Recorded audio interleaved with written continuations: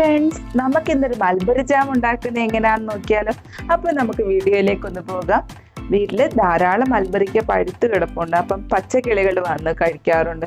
കുറച്ചൊക്കെ pitch juice അടിക്കും, കുറച്ച് ഷേക്ക് ഉണ്ടാക്കാറുണ്ട്. അപ്പം വിചാരിച്ച് നമ്മൾ കടയിൽ നിന്നല്ലേ എപ്പോഴും ജാം വാങ്ങിക്കാം, അപ്പം വീട്ടിൽ തന്നെ ഒരു ജാം ഉണ്ടാക്കി നോക്കിയാലോ എന്ന് വിചാരിച്ചു. എപ്പോഴും നമ്മൾ മിക്സഡ് ഫ്രൂട്ട് ജാം അല്ലെങ്കിൽ പഴം ജാം, ആപ്പിള് അല്ലെ മാങ്കോ അങ്ങനെയൊക്കെയുള്ള ജാമുകളാണല്ലോ നമ്മൾ കഴിച്ചിട്ടുള്ളത്. അപ്പം നമ്മുടെ മൽബറി വെച്ചൊരു ജാം ഉണ്ടാക്കി കഴിഞ്ഞാൽ എങ്ങനെ ഉണ്ടാവും അതിൻ്റെ ടേസ്റ്റ് എന്നൊക്കെ ഒന്ന് വിചാരിച്ച് അങ്ങനെ ഞങ്ങൾ മൽബറി പിച്ചിക്കൊണ്ടിരിക്കുകയാണ്. മൽബറിക്ക് ഒന്ന് പിച്ചെടുക്കട്ടെ. നല്ല ചുമന്നത് നോക്കിയിട്ടാണ് പിച്ചെടുത്തത്. നമ്മുടെ കുഞ്ഞുങ്ങൾ വെറുതെ ജാം വാരി കഴിക്കുമല്ലോ. അപ്പം ഇത് നമ്മൾ വീട്ടിലുണ്ടാക്കുന്ന ജാം വെറുതെ കഴിച്ചു കഴിഞ്ഞാൽ വേറെ സൈഡ് എഫക്ട്സ് ഒന്നുമില്ല. അപ്പം ഇത്രയും മൽബറിക്ക് കിട്ടിയിട്ടുണ്ട്. അപ്പം ഞങ്ങൾ അതൊന്ന് ജാം ആക്കാൻ പോവുകയാണ്. അപ്പം ആദ്യം നമുക്ക് ഇവിടെ 2 നാരങ്ങ പിഴിഞ്ഞെടുക്കാം. അതിൻ്റെ കുരുവൊക്കെ കളഞ്ഞ് 2 നാരങ്ങ നമുക്ക് അതിൻ്റെ ജ്യൂസ് എടുക്കുന്ന വെച്ചാലോ. അങ്ങനെ ജ്യൂസൊക്കെ എടുത്ത് വെച്ചിട്ടുണ്ട്. അതേപോലെ തന്നെ 1 കപ്പ് പഞ്ചസാരയും കൂടി എടുത്ത് വെച്ചിട്ടുണ്ട്. മൽബറിക്ക് എടുത്തുകൊണ്ട് വന്ന് നമുക്കൊന്ന് മിക്സിയിൽ അടിച്ചെടുക്കാം. മിക്സിയിൽ അടിക്കാതെ നമ്മളതൊന്ന് ക്രഷ് ചെയ്തിട്ടാലും മതി. ആ ഒരു ഇടയ്ക്കിടയ്ക്ക് ആ ഒരു കടിച്ചൊക്കെ കിടക്കില്ലേ, ആ ഒരു രീതിയിൽ ഇട്ടാലും മതി. അപ്പോൾ ഒത്തിരി അങ്ങനെയുള്ള ഇഷ്ടമില്ലാത്തവരാണെങ്കിൽ നന്നായിട്ട് മിക്സിയിൽ ഒന്ന് അടിച്ചിട്ടാലും മതി. അപ്പോൾ മിക്സിയിൽ അടിച്ചെടുത്തിട്ടുണ്ട്. അത് ഞാനൊരു പാത്രത്തിലേക്ക് ഒഴിച്ചു കൊടുത്തു. അപ്പോൾ ബാക്കിയുള്ള മൽബറിയും കൂടി നമുക്കൊന്ന് അടിച്ചെടുക്കാം. അപ്പോൾ അതും നന്നായിട്ടൊന്ന് പേസ്റ്റ് ആക്കിയിട്ട് നമുക്ക് കൊണ്ടുവരാം. അപ്പോൾ അതും നന്നായിട്ടൊന്ന് പേസ്റ്റ് ആക്കിയിട്ടുണ്ട്. അതുകൂടി നമ്മളുടെ പാത്രത്തിലേക്ക് ഒഴിച്ചു കൊടുത്തിട്ടുണ്ട്. ഇനി നമുക്ക് ഗ്യാസ് ഒന്ന് കത്തിക്കാം. ഞാനിവിടെ സ്വല്പം പോലും വെള്ളം ചേർക്കാതെയാണ് അടിച്ചത്. മൽബറിക്കകത്തുള്ള ആ ഒരു വെള്ളം മാത്രമേ നമ്മുടെ ജ്യൂസിനകത്തുള്ളൂ. ഇപ്പോൾ അതിനുശേഷം ആ 1 കപ്പ് പഞ്ചസാര നമ്മൾ അതിലേക്ക് ഇട്ട് കൊടുക്കുകയാണ്. ഇനി നന്നായിട്ടൊന്ന് ഇളക്കി കൊടുക്കാം. പഞ്ചസാരയൊക്കെ അലിഞ്ഞ് കഴിയുമ്പം നിങ്ങൾക്ക് മധുരം കുറവാണെങ്കിൽ ആഡ് ചെയ്യാം. ഇവിടെ കുറച്ച് മധുരം കുറച്ച് മതി, അതുകൊണ്ട് ഞാൻ 1 കപ്പേ ആഡ് ചെയ്തിട്ടുള്ളൂ. അപ്പം നന്നായിട്ടൊന്ന് ഇളക്കി കൊടുക്കാം. നമ്മളൊരു നേരത്തെ നാരങ്ങ പിഴിഞ്ഞ് വെച്ചിട്ടുണ്ടായിരുന്നു.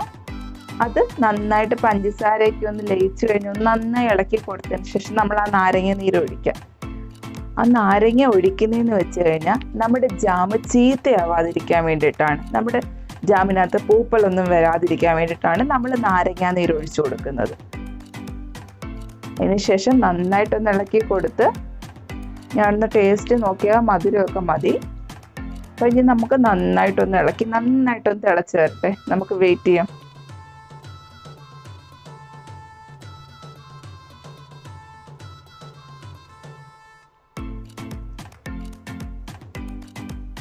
കാണുമ്പോൾ തന്നെ നമുക്ക് ഭയങ്കര കൊതി തോന്നും. ആ കളറൊക്കെ കാണുമ്പോൾ നല്ലൊരു കളറൊക്കെ അല്ലേ. നന്നായി തിളച്ച് വന്നിട്ടുണ്ട്. നമ്മുടെ കുഞ്ഞുങ്ങൾക്കാണെങ്കിൽ മൽബറിക്ക് വെറുതെ കഴിക്കാൻ ഇഷ്ടമാണ്. അവർക്ക് ജ്യൂസ് ആണെങ്കിലും ഷേക്ക് ആണെങ്കിലും ഒന്നും അല്ലാതെ തന്നെ വെറുതെ കഴിക്കാൻ തന്നെ ഇഷ്ടമാണ് അവർക്ക്. അപ്പം നമ്മളൊരു ജാം ഉണ്ടാക്കി വെച്ച് കഴിഞ്ഞാൽ അവർക്ക് ഒരുപാട് ഇഷ്ടപ്പെടും. നന്നായി തിളച്ച് വന്നു കഴിയുമ്പോൾ നമ്മൾ തീ ഒന്ന് സിമ്മിലേക്ക് മാറ്റി കൊടുക്കണം. അതിനുശേഷം ഒരു 15 മിനിറ്റ് ആ ചെറിയ തീയിലിരുന്ന് അത് നന്നായിട്ടൊന്ന് കുറുകി വരണം. നന്നായി കുറുകി വന്ന് തുടങ്ങിയിട്ടുണ്ട്. ബ്രെഡിൻ്റെ ഒക്കെ കൂടെ ആണെങ്കിൽ അവർക്ക് ഒരുപാട് ഇഷ്ടം തോന്നും. ബ്രെഡ് അല്ലെങ്കിൽ ചപ്പാത്തി അല്ലെ അപ്പത്തിൻ്റെ ഒക്കെ കൂടെ ജാം തേച്ച് കഴിക്കുന്ന കുഞ്ഞുങ്ങൾക്ക് ഇഷ്ടമാണല്ലോ.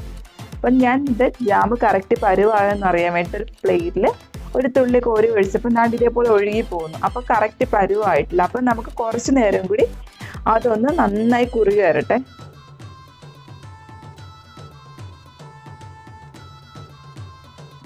അതിനുശേഷം ഞാൻ ഒന്നുകൂടി ഒന്ന് ടെസ്റ്റ് ചെയ്തു. അപ്പം ഏകദേശം പരുവായിട്ടുണ്ട് ജാമിൻ്റെ.